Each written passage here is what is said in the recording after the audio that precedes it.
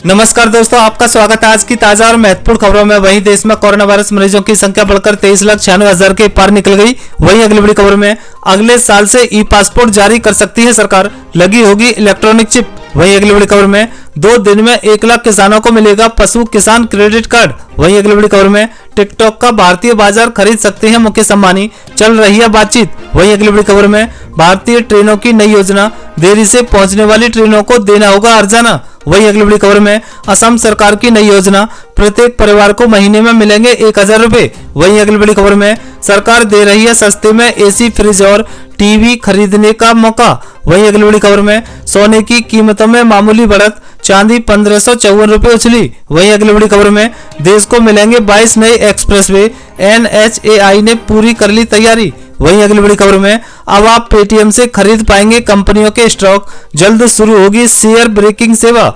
वहीं अगली बड़ी खबर में इन राज्यों में होगी भयंकर बारिश, हाई अलर्ट जारी। और भी बड़ी खबरें जानने के लिए वीडियो के अंत तक बने रहिए हमारे साथ। बस आपसे निवेदन है, कृपया वीडियो को लाइक कर अपने दोस्तों के साथ शेयर करें, साथ ही चैनल को सब्सक्राइब कर घंटी बटन जरूर दबाएं। वहीं पहली बड़ी खबर, देश में कोरोना वायरस मरीजों की संख्या बढ़कर 23,96,000 के पार। पिछले 24 घंटों के अंदर 66,999 नए मामले। जी आपको बता दें कि देश में कोरोना वायरस का कहर लगातार बढ़ता ही जा रहा है। स्वास्थ्य मंत्रालय के ताजा आंकड़ों के मुताबिक भारत में पिछले 24 घंटों के अंदर कोरोना वायरस के 66,999 नए मामले सामने आए हैं और 942 मरीजों की मौत हुई है। देश में अब कोरोना पॉजिटिव मामलों की संख्या 23,96,638 हो गई है, जिसमें से 6,53,622 सक्रिय मामले हैं, जबकि 16,95,982 लोग ठीक हो चुके हैं।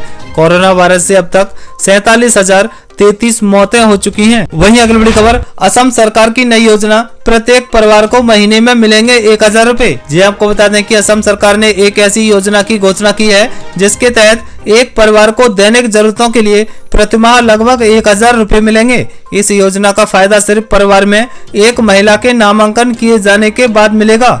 पुरुष सदस्य इस योजना के लाभ के हकदार नहीं होंगे। राज्य मंत्री HB शर्मा ने इसकी जानकारी देते हुए कहा है कि वह इस योजना के तहत 17 लाख परिवारों को कवर करने जा रहे हैं। आपको बता दें कि इस योजना का ऐलान ऐसे समय में हुआ है जब पूरा देश चीन के वुहान से फैले कोरोना संकट का सामना कर रहा है। इस वायरस से असम भी अछूता नहीं है। राज्य में कोरोना के अलावा लोगों के बाढ़ का भी सामना करना पड़ रहा है। वहीं अगली बड़ी खबर, 2 दिन में 1 लाख किसानों को मिलेगा पशु किसान क्रेडिट कार्ड। जी आपको बता दें कि पशुधन के जरिए किसानों की आय दोगुनी करने के काम में जुटी हरियाणा सरकार ने स्वतंत्रता दिवस तक 1 लाख लोगों को पशु किसान क्रेडिट कार्ड योजना का लाभ दिलाने का लक्ष्य रखा है। यानी 2 दिन में यह टारगेट पूरा हो सकता है। इसके बाद 7 लाख और कार्ड बनाए जाएंगे। हरियाणा में लगभग 16 लाख परिवारों के पास 36 लाख दुधारू पशु हैं। सरकार की कोशिश है कि पशुधन से भी इनकम बढ़ाई जाए, इसीलिए उन्हें यह कारोबार बढ़ाने के लिए सस्ता लोन देने का प्लान बनाया गया है। आपको बता दें कि सरकार को हरियाणा की बैंकर्स कमेटी ने भी 15 अगस्त से पहले 1 लाख आवेदकों को कार्ड देने की हामी भरी थी।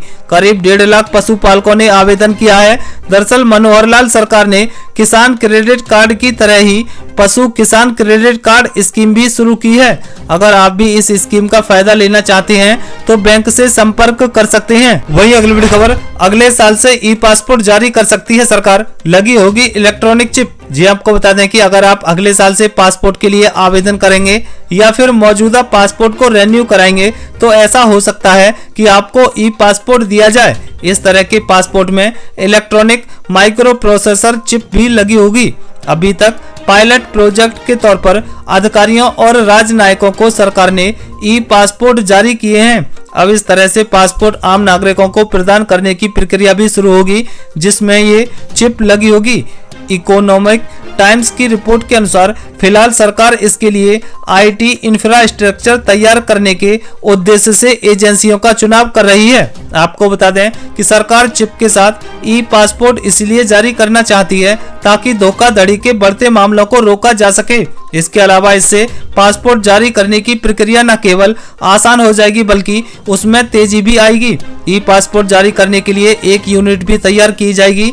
यहाँ प्रति घंटे 10 से 20 हजार तक पासपोर्ट जारी किए जाएंगे। वहीं आईटी सिस्टम दिल्ली और चेन्नई जैसे शहरों में सेटअप होगा। रिपोर्ट में कहा गया है कि देश भर में मौजूद 36 पासपोर्ट कार्यालयों से ई पासपोर्ट जारी किए जाएंगे। इनके लिए आवेदन करने का तरीका पहले की तरह ही होगा। वहीं अगली बड़ी खबर, टिकटॉक का भारतीय कारोबार खरीद सकते हैं मुकेश अंबानी, चल रही है बातचीत। जी आपको बता दें कि भारत ने जून में 59 चाइनीज ऐप्स पर प्रतिबंध लगा दिया था, जिसमें शॉर्ट वीडियो ऐप टिकटॉक भी शामिल है। इसके बाद जुलाई के अंत में भी 15 अन्य चाइनीज ऐप पर प्रतिबंध लगा दिया। भारत में प्रतिबंध के बाद टिकटॉक को अमेरिका में भी बैन करने की मांग उठी है। अमेरिका ने टिकटॉक के सामने चीन से नाता तोड़ने की शर्त रखी है। इसी बीच खबर है कि टिकटॉक के भारतीय कारोबार को रिलायंस इंडस्ट्रीज खरीद सकती है। आपको बता दें कि ईटी की रिपोर्ट में दावा किया गया है कि रिलायंस इंडस्ट्रीज टिकटॉक की पेरेंट कंपनी बाइटडांस के साथ भारतीय कारोबार में हिस्सेदारी खरीदने पर विचार कर रही है। खबर है कि बातचीत फिलहाल शुरुआती स्तर पर ही है। खबर है कि टिकटॉक के सीईओ केविन मेयर ने रिलायंस के टॉप अधिकारियों से मुलाकात की है। इस मुलाकात में टिकटॉक के भारतीय बिजनेस को लेकर बातचीत हुई है। हालांकि रिलायंस इंडस्ट्रीज ने इस पर अभी तक कोई आधिकारिक बयान जारी नहीं किया है। वही अगली बड़ी खबर, भारतीय रेल की नई योजना, देरी से पहुंचने वाली निजी ट्रेनों को चुकाना होगा हर्जाना। जी आपको बता दें कि देश में निजी ट्रेन संचालन के लिए बनाए जा रहे नए बिजनेस मॉडल को लेकर भारतीय रेल ने सख्ती दिखाई है। भारतीय रेलवे ने ऑपरेटर्स पर ट्रेन के जल्दी और देरी से आने पर पेनल्टी लगाने का ऐलान किया है। रेलवे ने कहा है कि अगर ट्रेन समय से पहले या देर से आएगी तो निजी ऑपरेटर्स को इसके लिए हर्जाने के तौर पर भारी रकम देनी होगी। आपको बता दें कि इसके अलावा रेलवे ने कहा है कि वित्तीय संकट से बचने के लिए कम से कम सालाना 95% समय की पाबंदी की गारंटी देनी होगी। हालांकि ये सरकार के साथ राजस्व बंटवारे के प्रबंध जैसा होगा, लेकिन रेलवे निजी कंपनियों के कार्यालय में अपना एक प्रतिनिधि नियुक्त करेगा, जिसका काम ये देखना होगा कि निजी कार्यालय में काम ईमानदारी से हो रहा है या नहीं। अगर वास्तव में राजस्व बताए गए राजस्व से 1% भी ज्यादा हुआ तो निजी कंपनी रेलवे को हर्जाने के तौर पर उस अंतर का 10 गुना भुगतान करेंगी। जब निजी कंपनियां देश में ट्रेन का संचालन करेंगी तो उस समय ये कंपनियों को इन संख्या नियमों का पालन करना होगा, जिसमें इस तरह का हर्जाना भी शामिल है। आपको बता दें कि बुधवार को रेलवे ने तैयार किए गए ड्राफ्ट को सार्वजनिक किया है। 95% समय की पाबंदी के साथ सालाना कमी आने पर भी निजी ऑपरेटर्स को ट्रेन संचालन के 200 किलोमीटर के अतिरिक्त शुल्क का भुगतान करना होगा। निजी ट्रेन के ये हर्जाना प्रति किलोमीटर 512 रुपए है। वहीं अगली बड़ी खबर, सरकार दे रही है सस्ते में एसी, फ्रिज, टीवी और फर्नीचर खरीदने का मौका। जी आपको बता दें कि आज के इस समय में एसी, फ्रिज, टीवी, सोफा और अन्य घरेलू सामान खरीदने की चाहत किस व्यक्ति की नहीं होती।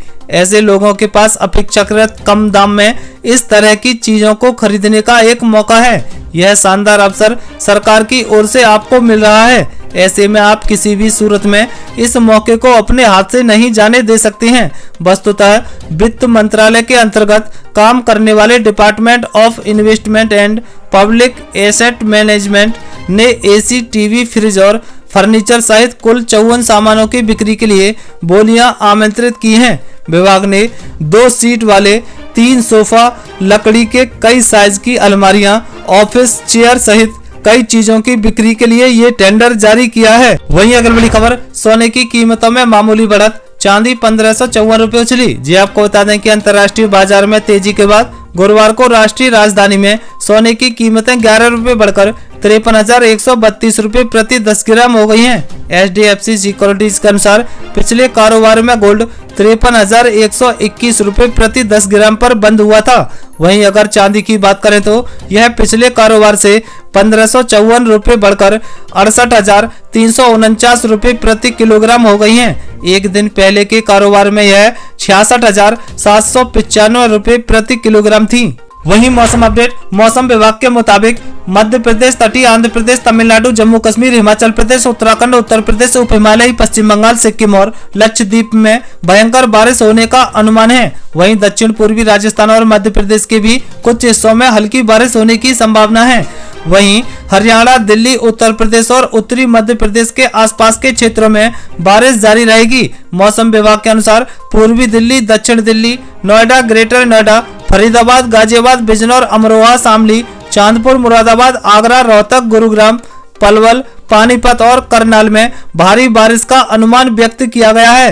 तो वहीं अगले 24 घंटों के लिए उत्तराखंड में भी भारी बारिश हो सकती है। ये थी अब तक की बेहद महत्वपूर्ण खबरें। दोस्तों, वीडियो को लाइक कर अपने दोस्तों के साथ शेयर करें, साथ ही चैनल को सब्सक्राइब कर घंटी बटन जरूर दबाएं। वहीं जल्द मिलते हैं अगली अपडेट के साथ। तब तक के लिए जय हिंद, जय भारत।